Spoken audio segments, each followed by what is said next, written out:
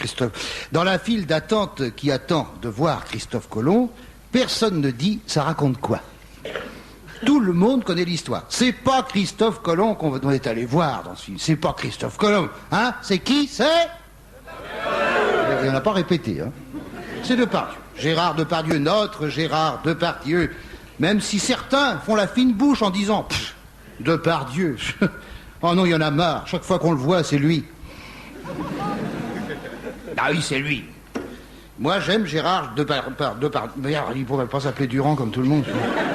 Moi, ce qui me gêne, c'est Dieu là-dedans.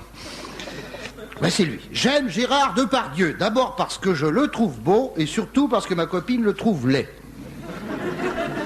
Christophe Colomb a découvert l'Amérique. L'école nous l'a rabâché. Christophe Colomb a découvert l'Amérique. Le film nous l'a confirmé. Et quand Ève Ruggieri nous racontera comment Christophe Colomb a découvert l'Amérique, il n'y aura plus de doute possible. Alors Christophe Colomb s'embarque. Et la longue traversée va durer tout le temps de la traversée.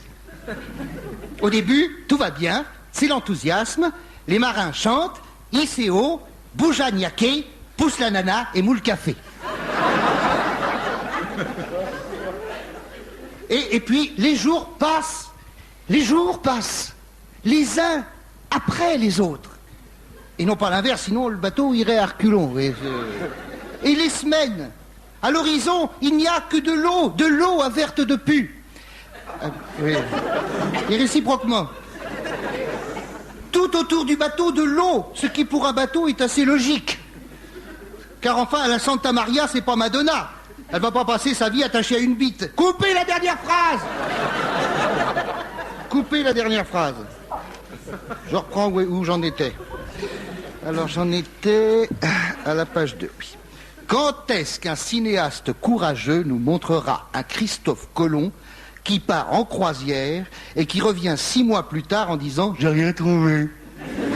J'ai rien trouvé. » Alors là, on verrait le roi de France arriver ventre à terre et prendre Christophe Colomb dans ses bras en lui disant « Bravo Christophe, tu n'as rien trouvé, bravo, car figure-toi que j'avais fait un cauchemar. En 1492, tu découvrais l'Amérique et 500 ans plus tard, en 1992, l'Amérique nous parachutait une souris géante à Marne-la-Vallée. »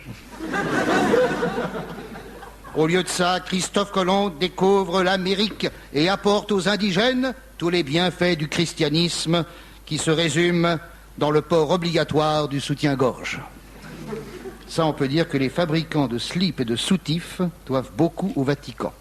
Et ils en sont conscients au point de baptiser un de leurs slips Éminence. Ça me ferait chier d'être archevêque. Moi, chaque fois qu'on me dit Éminence, je dis... Bon. Et évidemment, petit bateau pour Christophe Colomb. C'est amusant, c'est pas amusant. Comme c'est un film européen et familial, les Indiens sont vêtus d'un string. Vous avez vu? Ils ont une ficelle dans le cul, là. Bonjour l'habilleuse. T'imagines l'habilleuse en train de laver les strings tous les soirs? Enfin, j'espère qu'elle a des dents longues. Et pendant... Arrêtez d'imaginer, c'est de votre faute, vous imaginez. Il n'y a qu'à pas imaginer, vous avez une imagination débordante. Et pendant 2h30 du film, parce que je l'ai vu, pas la moindre image d'un matelot en train de gamahucher une indienne. J'emploie des termes propres, hein. Gamahucher. Je fais les gestes, mais on ne les voit pas à la radio, hein. À croire que même pendant leur séjour à terre, ils ont continué à enculer le mousse. Merci. Ah, ça, il m'a échappé celui-là. Vous voyez comme la pudibonderie donne de mauvaises pensées. La seule trace d'érotisme, on la voit briller dans l'œil vinicole de Gérard quand il discute avec Sigourney Weaver. Tupperware, je sais pas quoi. Là, on sent, dans le regard de Gérard, vous avez vu, on sent qu'il a envie de... Hein?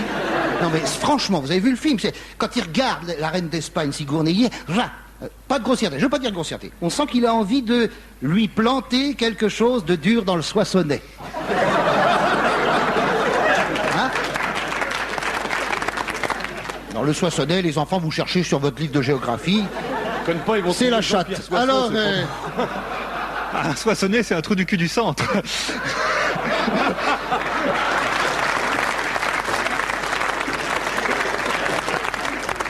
Tout ça pour dire, mon vieux Christophe Colomb, qu'au lieu de découvrir l'Amérique, t'aurais mieux fait de gamahucher la reine d'Espagne.